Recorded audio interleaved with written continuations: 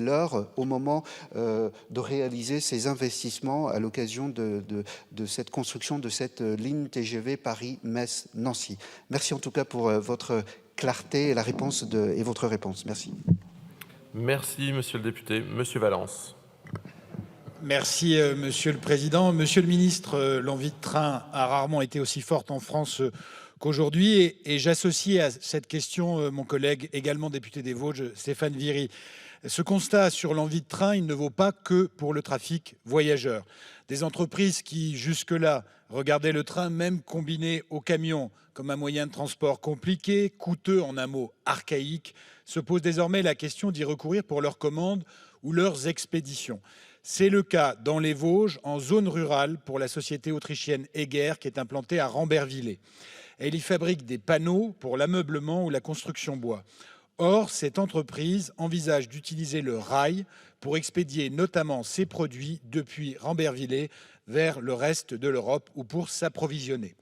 Ce projet, dont le comité de pilotage, le second, s'est tenu hier matin, ce projet impliquerait donc de rouvrir la ligne ferroviaire désaffectée entre Rambervillers et Bruyères, je dis désaffectée car elle l'est depuis 1988, puis d'adapter au fret la ligne ferroviaire Épinal-Saint-Dié-des-Vosges, rouverte en 2021 grâce à la mobilisation du président de la République et de la région Grand Est. Une solution alternative pourrait être envisagée en créant une plateforme de transport combinée sur des lignes actuellement circulées. Au-delà des lignes qui fonctionnent déjà pour le fret et conscient qu'il s'agit de projets très ambitieux, comment l'État, Monsieur le Ministre, se prépare-t-il à répondre à ces initiatives aujourd'hui atypiques, motivées par l'envie de décarboner véritablement le transport de marchandises dans notre pays? Comment l'État entend-il plus précisément s'engager aux côtés de la région Grand Est pour accompagner la société Eger à Rambervillers dans sa stratégie de décarbonation de ses expéditions et de ses livraisons? Je vous remercie. Monsieur le ministre. Monsieur le député Valence, je crois qu'on partage tous les deux, vous avec votre présidence du COI et moi en tant que ministre des Transports, cette volonté de développer le fret ferroviaire qui est un enjeu, je pense, majeur pour notre pays. Parfois, on est focalisé sur le déplacement des voyageurs, mais cette question du fret, à mon avis, me paraît absolument essentielle et nécessite un approfondissement de la réflexion à l'échelle nationale dans les mois et même dans les mois qui viennent. Mais pour venir plus spécifiquement à votre question, la section de la ligne entre Rambervillers et Bruyères est actuellement fermée administrativement. Le trafic ferroviaire y est arrêté depuis 1988. Cette ligne fermée mais non déclassée relève du réseau ferré national et SNCF Réseau en est le gestionnaire d'infrastructure.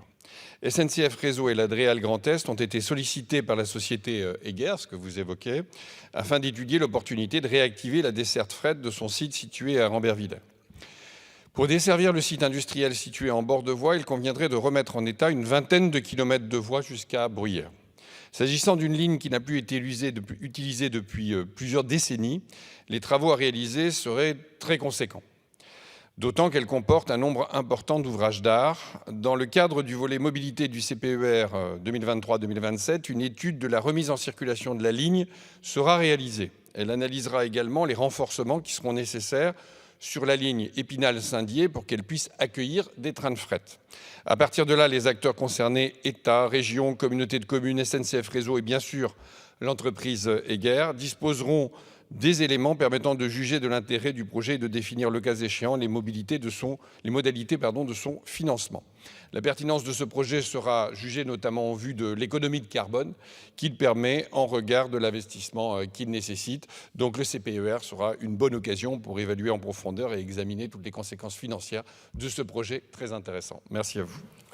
Monsieur le député. Merci, Monsieur le Ministre. L'étude est effectivement inscrite dans le cadre du CPER et son comité de pilotage, je le disais, s'est réuni hier. Et je partage le constat que vous formulez que la solution par la réhabilitation de la voie existante est une solution assez étroite. Je ne dirais pas qu'elle passe par le chat d'une aiguille, mais sur le plan financier, elle est effectivement très lourde. Je crois qu'elle mérite néanmoins d'être testée, d'être regardée avec beaucoup de sérieux, de même que l'hypothèse alternative, qui est sans doute plus facile à réaliser,